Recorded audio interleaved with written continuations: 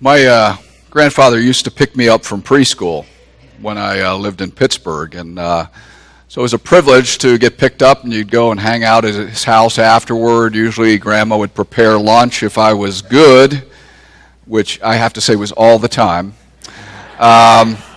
Grandpa would take me down this steep Pittsburgh hill to a donut shop, and I'd get what was called a Long John, which was a long donut with chocolate on the top and cream on the inside. Probably had 10,000 calories.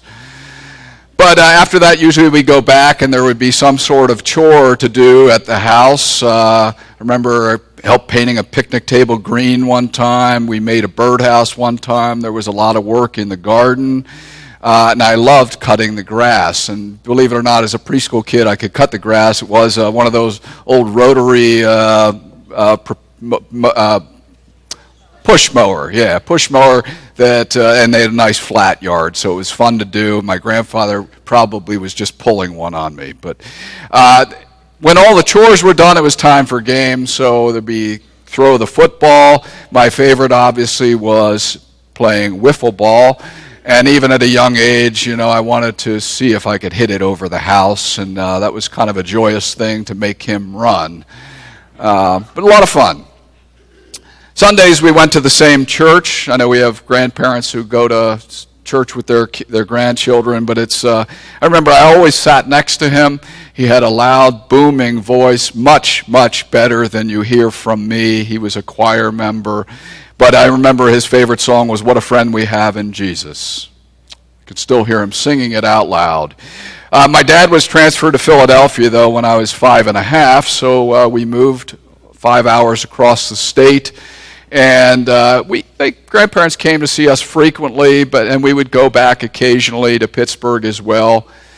But I remember in 1978, April that year was when I started playing Little League, and I remember Grandpa came to my first game. I'll add that I hit a home run the first game, so it was kind of really cool to have the person you've spent a lot of time with watch you become a superstar at 9 years old. But we had spent so many hours in the backyard, it was meaningful. But that summer, we started going to Pittsburgh every week. And, Dad would get home mid-afternoon on Friday. We'd get in the car, head to Pittsburgh, and come back Sunday. But Grandpa was getting sick. I didn't know exactly what he was sick from, but I learned later he had pancreatic cancer that really could not be treated. But as the weeks went by, I remember seeing him go he was a big guy, really, really thick glasses. The glasses remained constant, but the weight started to come off as the weeks went by.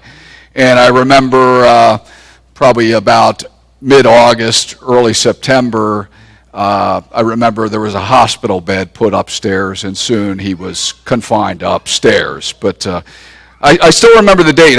You think, how can you remember the date? October 17th, 1978, I remember hearing the phone ring down the hall, and I knew, 9-year-old kid, I knew what the call was. So Grandpa died. We headed to Pittsburgh to help. I vaguely remember some of the things of the week, but I vaguely remember the viewing. I remember going to the service. Don't really remember what was read. I remember the closing hymn was Beautiful Savior, which to this day I still triggers a memory right there. But I remember him being buried at the edge of a hill, and I remember walking down that hill sort of to have that final moment.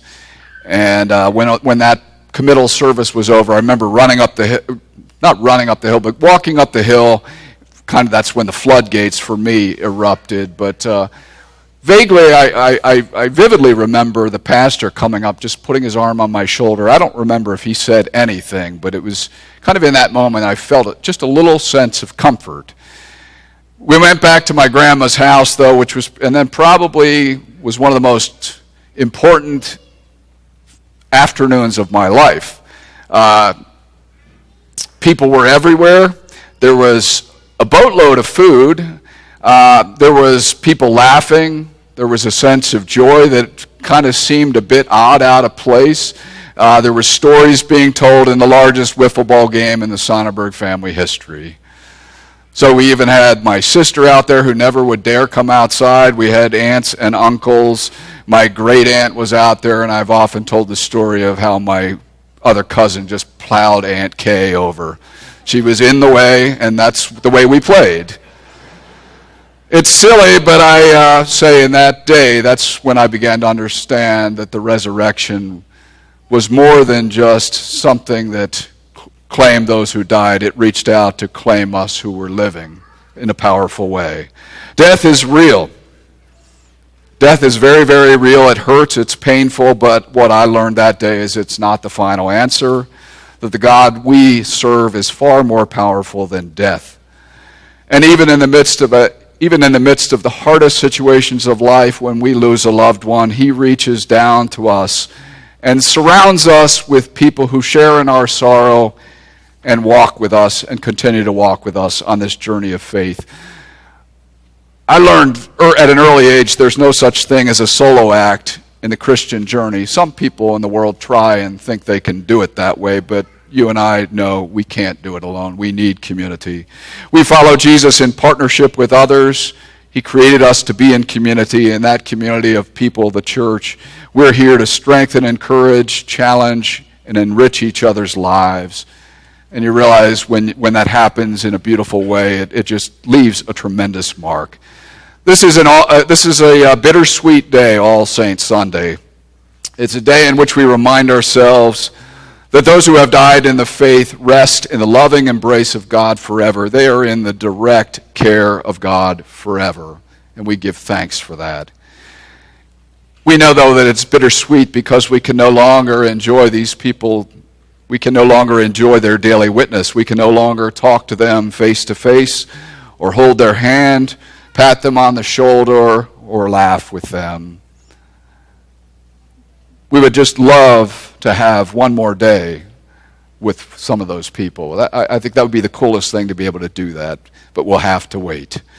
This year as we celebrate All Saints, as I looked at that list of people as I was preparing for today, I just couldn't help but think of all the wonderful ways in which the people we named here today enrich this journey. They are the saints who have died since last year. But let me just say a few things about them. I just felt like I had to say something about so many of them. Some on that list died far too young. We didn't see it coming. They didn't see it coming. Some died on that list after a long illness, where family and friends were caregivers for an incredibly long time. And it was just the most beautiful thing to see that outstretched love that just continued and would not stop. Some were former members on the list, like Frank Hawker, who just died just about 2 weeks ago. And we realized Frank had played a key role in here. He was here for our 50th anniversary. He had moved away like 2 weeks after I got here. I didn't send him there. He was already planning on it.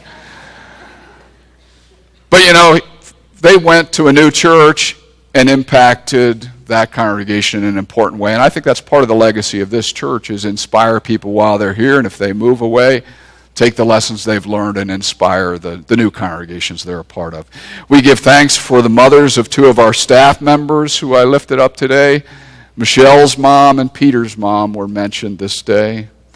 We remember Marge Lundy and David Griffith, who were people who sang in our choir for many years, but they were good friends to so many of you.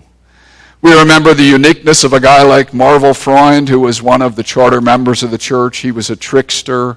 He was known to take these English pennies were taken out of circulation a while ago, and he bought like 40,000 of them. And he was known to just throw them on the ground, and people treated them like they were diamonds. But we're always blessed by new people at Good Shepherd.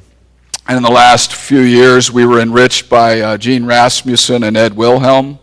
Gene was, and they both came to this service. Gene was a guy who, no matter what, he would have come up and thanked all the people who played this morning. He would always give thanks for something good you did. He would find you where, if you were running away, he would sprint after you to say thank you.